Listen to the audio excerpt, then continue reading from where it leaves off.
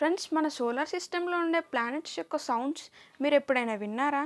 NASA ఈ planets యొక్క సౌండ్స్ని record చేసింది. ఆ సౌండ్స్ ఎలా ఉంటాయో వినండి.